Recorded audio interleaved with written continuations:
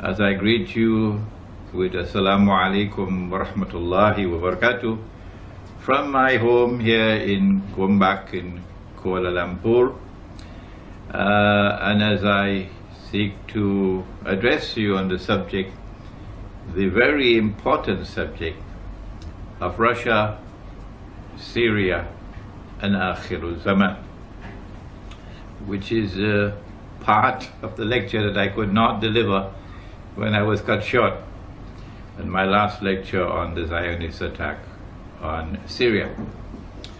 That lecture on the Zionist attack on Syria has provoked such a sorry response from so many who have chosen to comment on YouTube to the lecture.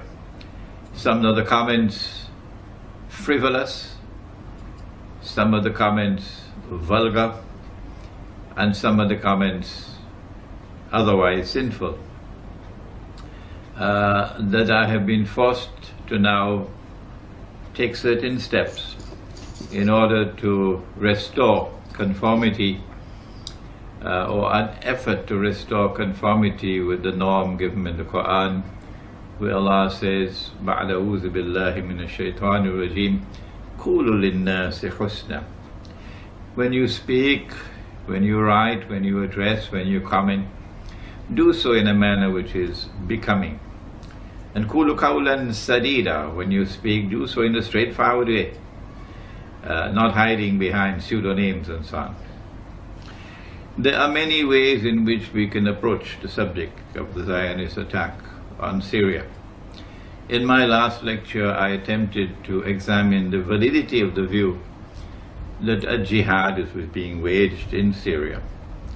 And I used the verses of the Quran to establish that you cannot wage a jihad with assistance from the enemies of Islam, with assistance from those from whom you are prohibited by the Quran from accepting assistance.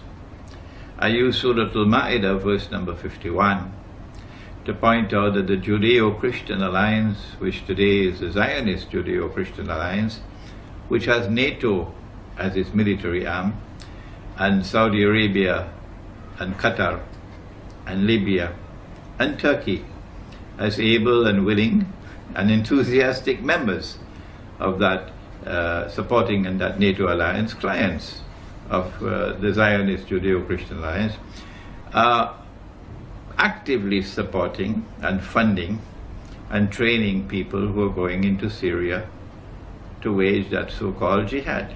You should not be angry with me. No, when I point out that this cannot be a valid jihad, when support is coming from these people, weapons are coming from these people, financing is coming from the US Congress, openly, from France, from Britain, openly, they're doing it openly. And if you accept that support and that help and those weapons and so on, you cannot be waging a valid jihad. Don't be angry with me, this is facts. These are facts that I'm mentioning. But then there are those who say we are not at all in any way connected with these Zionists, Saudi Zionists and Qatar Zionists and Libyan Zionists and Turkey's NATO ally, Turkey the NATO ally. We do not accept weapons from them. We do not accept money from them. We do not accept any help from them. Well, I want to suggest to you that a valid jihad cannot be waged alongside an invalid jihad being waged actually by the enemies of Islam. That's not possible. No thinking Muslim will attempt to wage a valid jihad alongside an invalid jihad.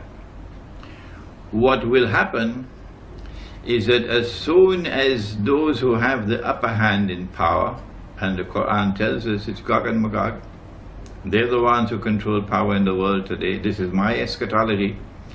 If you differ with me and you hold to the view that Gog and Magog have not been released and they're not the ones who control power in the world today, then could you kindly do something?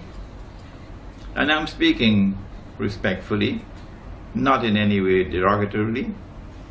Would you kindly at least show some integrity by going and searching for the barrier built by Zulkarnain, which is built of iron and blocks of iron coated with copper, and which should still be standing somewhere in the world today, high up in the sky, between mountains. If Gog and Magog have not been really, don't come with this frivolous nonsense. And I make no excuse for that language. That the barrier is somewhere underneath the earth. That's Disneyland. Eschatology. So a valid jihad cannot be waged alongside an invalid jihad. And when those who today are waging the so-called jihad in Syria with money from Saudi Arabia and Qatar and weapons and men from Libya and from Turkey and so on, when they gain the upper hand, and if, God forbid, they were to succeed and they were to bring down the regime of the Syrian regime, the first thing that they will do, my brothers, is to hunt you down. Those of you who are sincerely struggling to struggle in the way of Allah without in any way being associated with the enemies of Islam, you're going to be hunted down like rabbits, and they will ensure that you are either eliminated or driven out. So before that day should happen, you should understand from an eschatological viewpoint and a theological viewpoint that not only do you not wage a valid jihad alongside an invalid jihad, but secondly, there is no way that those who are the people of Gog and Magog will not overcome those who are opposed to them in the long run until Nabi Isa alayhi salam returns and they are destroyed. They will always have the upper hand because they are a people created by Allah with power so powerful that none but Allah can destroy them. This is Sahih Muslim. And so for your own sake, I urge you not to seek to wage any valid jihad alongside any invalid jihad anywhere on the face of the earth. And protect yourselves, for tomorrow they're going to come after you like rabbits. Israel wants to rule the world. And the recent Israeli apology to Turkey sends a message, which I mentioned in my last lecture, that they are now ready to provoke what will eventually become the Third World War, or what will eventually become what Nabi Muhammad ﷺ described as the Malhama. There will be Malahim ending with the Malhama al-Kubra. I said that it is likely to be a Turkish attack on Syria. NATO therefore attacking Syria because Turkey is a NATO member. And what they're doing is actually baiting Russia. There are other aspects to the analysis. They wanted to install a militantly Islamic regime in Syria, a Salafi regime in Syria that would spit blood and fire against Israel in such a way that Israel can use CNN and Al Jazeera to portray to the world that Israel is now in mortal danger, and therefore get casus bellum, a justification for waging the big wars against the Arabs that have been pre-planned. But you know about this analysis of mine. I made this analysis in Sydney, how long was it, 2000? So they have finessed this methodology of how to bring the masses out onto the streets. And this is what is about to occur. As the masses go out onto the streets, the ones who are going to be targeted are the pro-American regimes in the Arab world. The objective? To get one or more of these regimes to fall through massive demonstrations, anti-American and anti-Israeli demonstrations. So in addition to that, what they're doing is baiting Russia. And today, if I may be able to do so, and if my words can reach to Moscow, today we from the world of Islam, about whom the Prophet ﷺ has said to us that we will make an alliance with Rome, we send a message to Rome. They're probably going to bait Russia with an attempt to slaughter the Christians of Syria. In the same way that one sheikh, an elderly 84-year-old man, was shamefully assassinated with some 49 other people in a masjid while giving a khutbah. Shamefully on you, shamefully. If in your heart there is no regret, if in their heart there is no pain and anger against those who committed this act against that elderly sheikh who was a learned scholar of Islam, I say to you, wait until you go in your grave, and then you will learn to your surprise that you have no Iman at all. None. Not even the weakest of all. Because if you had even the weakest amount of Iman, you would detest it in your heart. And so, attacks on the Christians of Syria can be expected. Who are these Christians? We know that there are two kinds of Christians in the world. There was Rome, and when Allah sent down the verse of the Quran, غُلِبَتِ Rome, He was referring to Constantinople, to the Byzantine Eastern Christian Empire. But then, I think it may have been about 100 years or so after the Quran came down, that there was a split, a schism, and part of that empire, part of that Christian world broke away and went and formed their headquarters in the Italian city of Rome, from where Rome had emerged in the first place to move to Constantinople. And then came the Roman Catholic Church. And so you have Western Christians and Eastern Christians.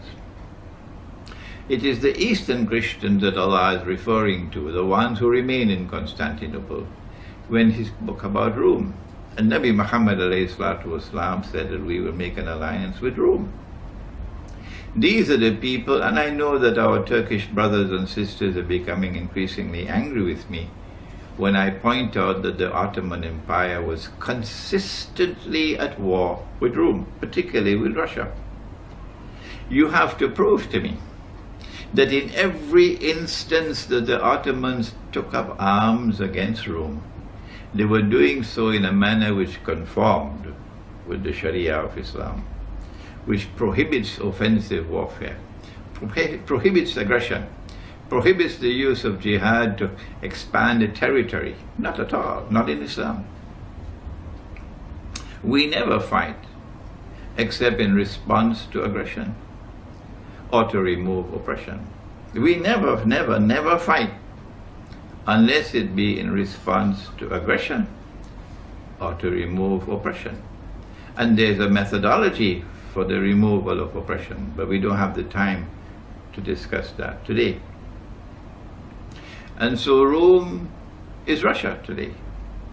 And we're going to make an alliance with Rome, said the Prophet ﷺ. Yes, I know that the hadith goes on to say many other things, but it does say, you cannot deny it, that we are going to make an alliance with Rome, and Rome is Russia. If Rome is not Russia, hatu burhanakum. Come on, bring your proofs. And let us argue the question in a very civilized way, in a scholarly way. Rome is in the Quran, and therefore it is from the Quran that we must first derive our definition of Rome. And Rome in the Quran is Constantinople, and Constantinople has moved to Russia. If we are to form an alliance with Rome, then it is with the Eastern European Christians that we're talking about. And the Christians in Syria belong to Rome, not to the Roman Catholic Church. Most of them belong to Rome. There may be some who have their alliance with the Roman Catholic Church, but they, I believe, in a minority. And so if these Christians are attacked and slaughtered in Syria, it will provoke a response from Russia. This can be one of the ways, one of the sinister and shameful ways that Russia can be baited. The other way, of course, is for a full-scale launch, a full-scale Turkish attack launched on Syria. And then when Turkey launches an attack on Syria, because Syria and Iran have a defense treaty, Iran will now be also part of the war, and Iran will attack Turkey. And it will only be a matter of time, I believe, will Russia will be drawn into the war. And so today, we want to send a message from Islamic eschatology to Russia, and to remind Russia that the Bolshevik revolution did not happen by accident. No. It was part and parcel of a diabolical planning that was meant to stab Russia in the back, and you know what I'm talking about. On the eve of the First World War, they planned for you. From the front door, Britain and France reached out to Russia for an alliance. Britain and France had already made an alliance. And then when they convinced Russia to join the alliance, it became the Triple Alliance. Or was it called the Triple Entente, I believe. But part and parcel, eventually, of that which was used to bait Russia, to lure Russia into the alliance, was the perception of the Ottoman Empire being on its last legs. The Ottomans had been beaten in the Balkans, and they were now vulnerable because of the loss of the European territories of the Ottoman Empire. Constantinople was vulnerable from a Bulgarian attack, for example. And because of that perception of weakness on the part of the Ottoman Empire, the sick man of Europe, they called it, they felt that Ottoman Empire was ripe for the plucking. And so they offered Russia, if you will join with us in the alliance, then we will give you Constantinople. We'll allow you to get Constantinople. The whole of Rome had been longing to get back Constantinople since the Ottoman Sultan Muhammad Fatih had conquered Constantinople.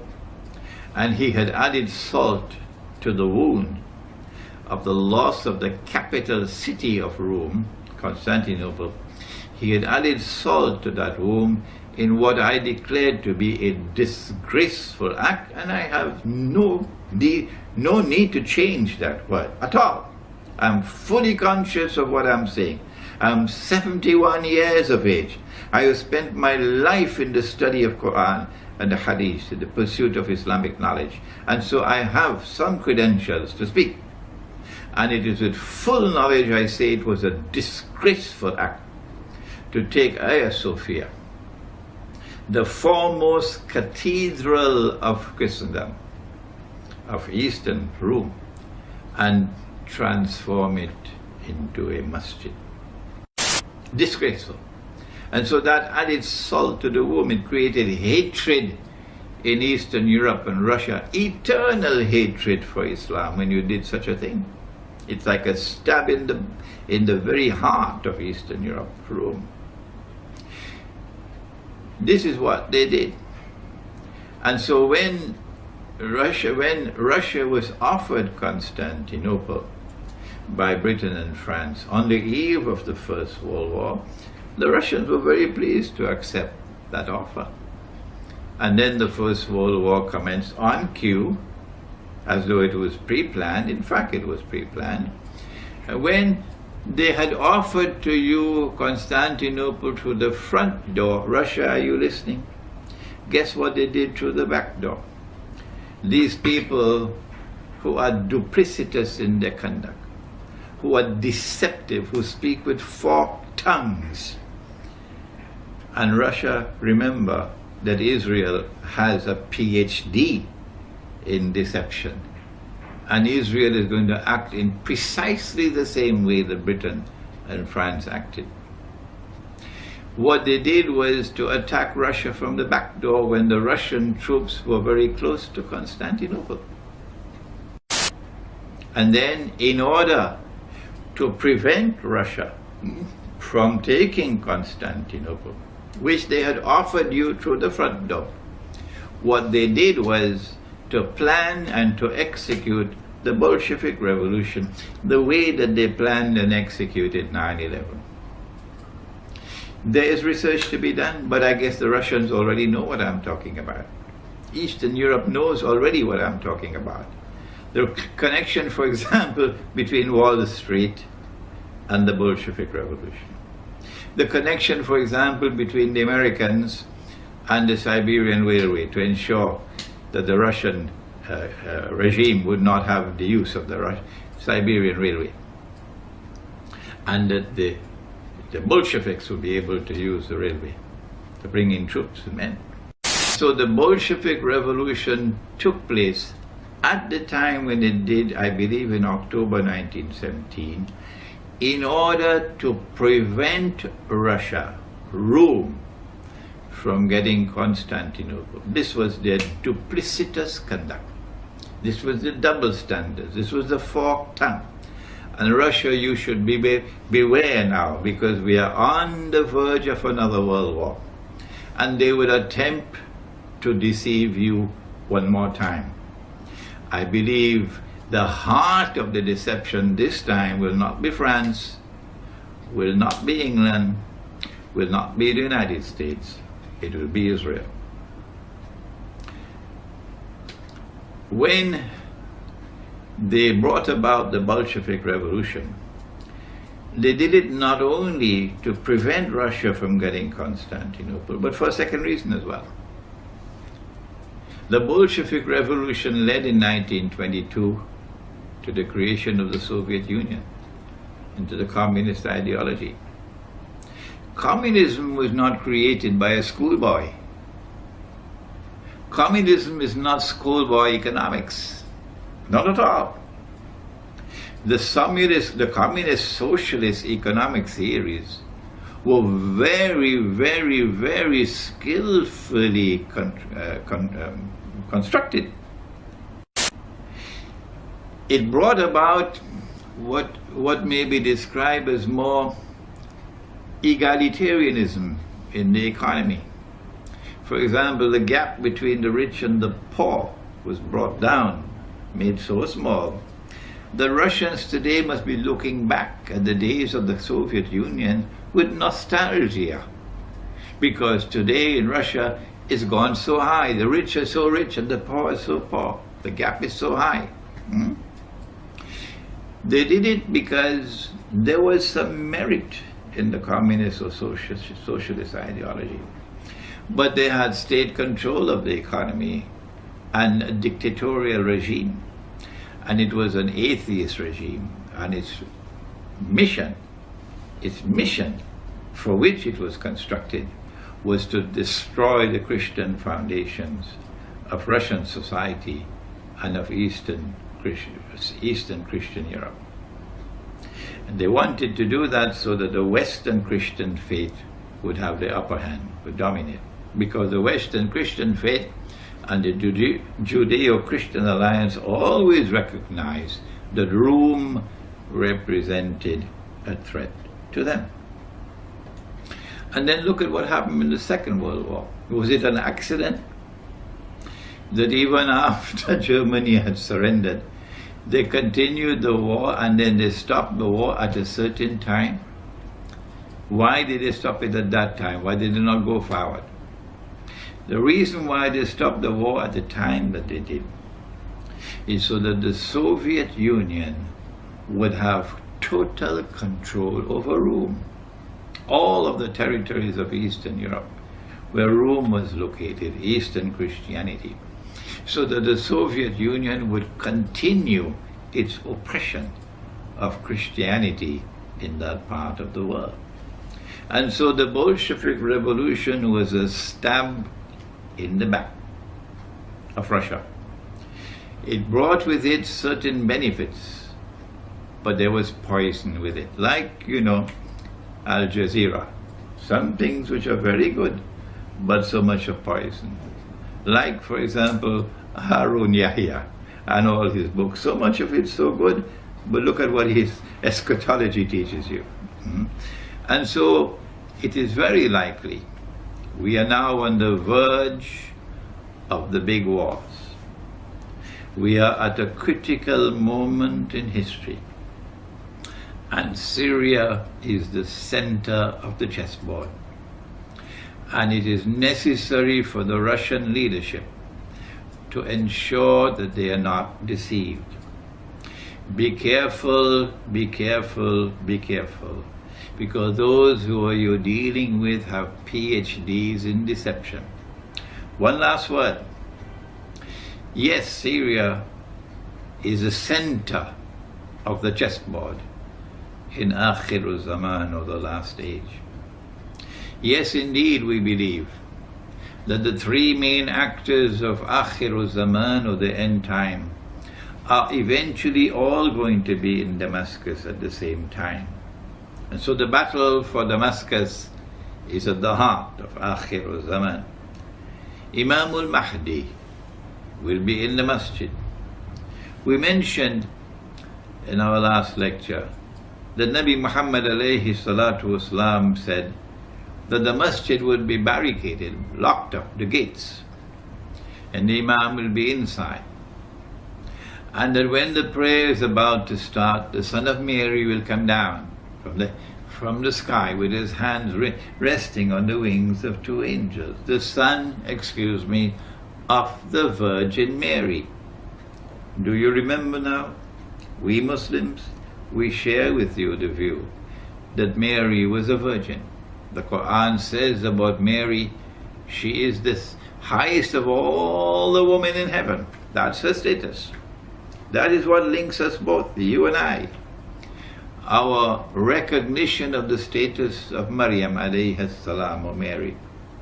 And we and you are the only two people on the face of the earth who believe that Jesus will return, Nabi Isa alayhi salam. There is so much that links us together. We should not be fighting with each other. We should now be cooperating with each other. When Nabi Isa alayhi salam, or Jesus, returns, comes down from the sky, with his hands resting on the wings of two angels, he will come down in that masjid in Damascus, not in Rome, not in Washington, not in London, and not in Jerusalem, in Damascus. And when he comes down, the Imam al-Mahdi will recognize him and say, this is the Son of Mary. In just the same way that John the Baptist has said, here he is, this is the man you've been waiting for, this is the Messiah. And so history will repeat itself.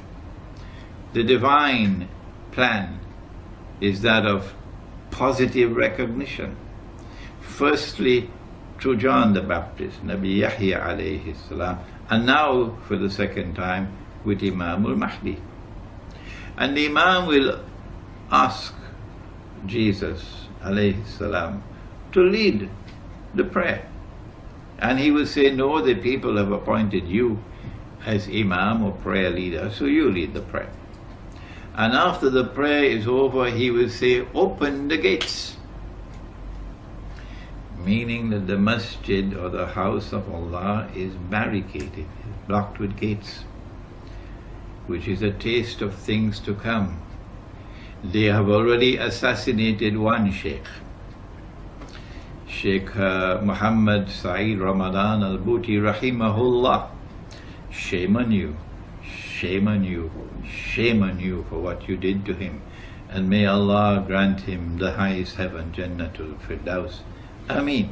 He is Shaheed, and those who kill him are going to be in the hellfire, because this is not Islam. This is not Islam. And we've just got the report that they beheaded another one and dragged his body through the streets. I do not know as yet if this is a correct report, but it came from the Iranian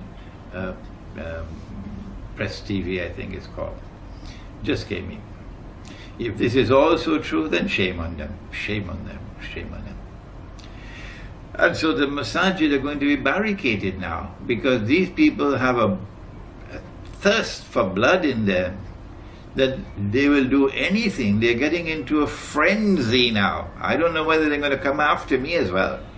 They're getting into a frenzy. Their blood is boiling. They cannot accept anything else except victory. That we have to bring down the Syrian regime. So you're dealing with the people who have gone mad. When Nabi Isa alayhi salam returns, these two are going to be in the masjid. Two main actors of Akhir Zaman, and the third one will be outside, namely the Antichrist. Every Eastern European Christian knows about the Antichrist, Dajjal, the false Messiah. And so all three actors of Akhir Zaman, three main actors of Akhir Zaman, individuals that is, Gog and Magog groups, these are three main actors of Akhir Zaman, are all going to be in the same place, in Damascus. And so the struggle for Damascus is intricately linked with Akhir Zaman, the end time. And Russia has to be very careful. I mentioned in my last lecture that there is a methodology for the study of the Quran which allows us to recognize multiple meanings for the Quran. That an event took place and the Quran referred to that event, but that does not restrict it to that particular moment in space and time. That the Quran can have other applications as well. And I pointed out to you the verse in which Ibrahim alayhi salam, or Father Abraham, was commanded to sacrifice his son, his only son. At that time, only Ismail alayhi salam was his son. Nabi Ishaq alayhi salam was born later. But that's a difference between us and you, which we attribute to the changes which took place in the Torah. I have a book entitled The Religion of Abraham and the State of Israel, a view from the Quran, in which I have offered a Quranic explanation of these problems that exist between us. It is at that time when Nabi Isa alayhi salam returns and the attack takes place, that we will see forces unleashed which will take us to the end time. Russia has to be very careful, because if an attack takes place on Syria and Russia is lured into the war, our understanding of the Quran is that the verse of the Quran which is located in Surah Al-Rum, or the surah which is named after the Eastern Orthodox Christians, which begins with the verse Gulibatil Rum, Rome has been defeated, but then goes on to say وَهُمْ مِنْ بَعْدِ غَلَبِهِمْ سَيَغْلِبُونَ. I mentioned in my last lecture that this actually took place at that time while the Prophet Muhammad ﷺ was alive. The Rome was defeated, and then within bid'a sinin, 3 to 9 years, Rome overcame the Persian Empire and emerged victorious. And I suggested that this is going to be repeated in the end time. That when Russia is baited into this war, which is coming, which is around the corner, while so many of the scholars of Islam are either asleep or drinking Tetari, I don't know why, they will not comment on contemporary affairs using the Quran and the Sunnah. I don't know why. When Russia is baited into this war, and the Russians are ready and willing, when President Vladimir Putin was flying back from the conference in Durban, at 3 o'clock in the morning he gave the order for a naval exercise in the Black Sea. 3 o'clock in the morning. And Russia is going to be lured into the war. And we are standing at the doorstep now of that great war, which is going to lead to many other wars. The message we have to send to you today, if our interpretation of the Quran is correct, is that you should not be dismayed by any initial setback or defeat. But that if we are correct, that you will eventually overcome the NATO forces. And that victory will come at the time when you join with us in that alliance, and that alliance conquers Constantinople. This is what Prophet Muhammad has prophesied. Allah's blessings be upon him. He has prophesied that we will conquer Constantinople.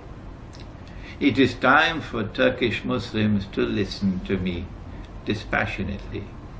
Put aside all your nationalist fervor and listen with thinking intact. That the conquest of Constantinople prophesied by Nabi Muhammad ﷺ has not as yet taken place. It is still to come.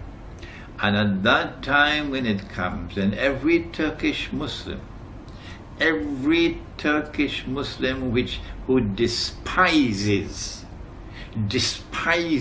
Turkish membership in NATO, which despises Turkish military alliance with Israel, which despises Turkish economic ties with Israel, where we were buying so many weapons from Israel. You despise that, and you are opposed to Zionism.